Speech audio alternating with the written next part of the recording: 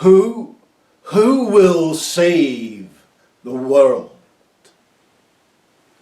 It is the youth that must save the world. It is the youth that will save the world. While the Altanakers smell up the environment and destroy the future, it is the youth that will save the world, save the environment. It is the youth that will build the future. While the Altanakers soil the political scenes, it is the youth, 30, 35, 20, 25 years of age. It is the youth, the teenagers, the 40 and under, that must save the world. It is up to you to see that selfishness is put to an end. It is up to you to see that those who claim religious privilege and destroy a world thereby walk a path towards righteousness and enlightenment. It is you who are young, you who will live tomorrow, that must save the world from the old selfish individuals of today who think more of their money and the money for your future than your survival and the world for your future.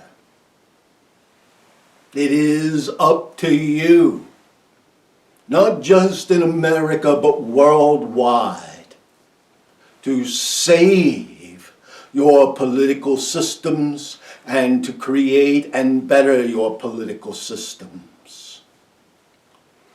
The old people aren't going to do it.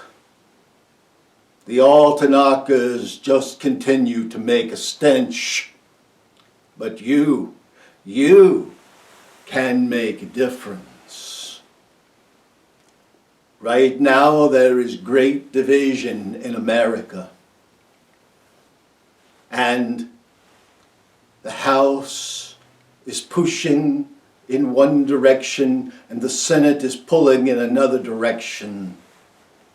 And the evangelicals that claim they are for purity and righteousness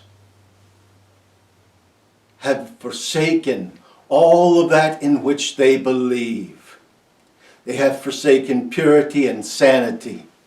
They have forsaken their righteousness and their kindness, and have backed an individual who brags and boasts of sexual assault and improprieties and claims that he could kill who he likes when he likes and has all power and anoints himself as the chosen one when he is only chosen by the evangelical Altanakers.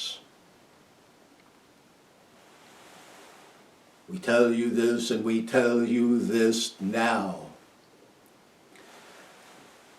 The Republicans, they will turn, but they will only turn when they realize you young people will make them be accountable for their evil actions. When you write them, when they see you marching on them, when you call them, and they realize that all of the voters of tomorrow are turning from them because they represent an entitled public that is destroying the environment, destroying the world, and destroying the political system. When they see that you are willing to come out in numbers and vote, they will turn. And we tell you this: you will purify your political system But then you must also come out and vote. And it does not matter if you put an independent, a Republican, or a Democrat back in office. But it does matter that those people who have had no backbone, no spine for truth and righteousness, that you remove them from office. And you have the power to do it. The youth, if the youth comes out, they can change America and change the world and save the environment. It is not too late, but it is at a very late hour. You can do it. You must do it. It is your world. It is the world in which you must live when we all sleep the eternal sleep. It is the world which you will inherit when all of the old greedy men and women are gone. It is the world that you can enjoy and which will be blessed and beautiful if you save it now. Now is the time. Now, let us tell you just very quickly a little bit about your founding fathers and the Constitution of the United States. They talk of high crimes and misdemeanors and treason. This was talking about something that would occur within another country. This was because that the statutes and laws of the United States could not be applied abroad. Thus, the representative who was representing the United States abroad must be able to be held to account for that. It was never assumed that within the country that individual would not be held to account under normal laws and statutes, that if they incited somebody at a rally, they could be arrested just like anyone else, or be fined just like anyone else. If they did something illegal in office, a president would be able to be arrested or fined just like anyone else. Lawsuits could be brought against them just like anyone else. Impeachment was put in place for where the laws wouldn't work because you were outside of the bounds of your country. The politicians have completely subverted and completely bastardized what was intended by your forefathers, those who founded the United States of America. Again, it is up to you, the youth, to save America. Now, what of colleges and educations? We'll warn you of this.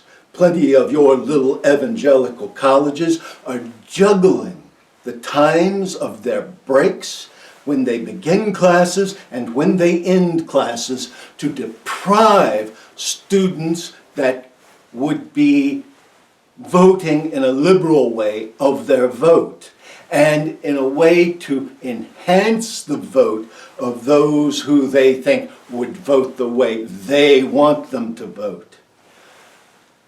In a day when there is the ability via computers and instant communications for everybody to have the right vote, and for everything not to be centered around little pockets where one party or the other can adjust the number of votes that might arrive locally.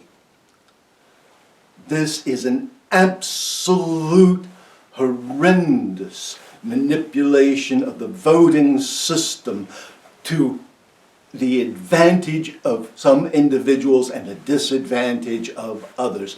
And it is the abuse of your vote. We're not claiming that all votes count equally. You know you live in a democratic republic, and no, all votes don't count equally. That is not the point. Your vote should count. That is the point. Now, All of that being said, we will go back to the very first thing. If you want change, you must make it known to the altar-knockers and the political leaders that you mean change. You must make it known to the evangelicals who have pushed and lied and pulled against the truth and bent and manipulated the truth for their own benefits, that you will no longer stand with them. You must make it known to those people who claim they want you to believe in their God and then use their God to justify putting sexual abusers on the Supreme Court. You must make it known to these people that you see their religion for what it is, a useful hypocritical tool, and that they stand a chance of losing you, and that the religion stands a chance of losing you if it does not reform to the true teachings of the divine. And you must make it known to your political leaders that you are willing to come out and crush them in an election. Only then will they fear and do the right thing. But because they do the right thing of fear does not mean you should hug them and say, "Oh, good boy." No, it means you had to be forced to do the right thing. Go. Find something you're suitable to do, and let us put young people into these offices who will do the right thing. It is up to you. It is up to you to save the world, to save the political systems, to save the environment. It is up to the youth. We leave you with blessings and with peace. Peace be with each of you.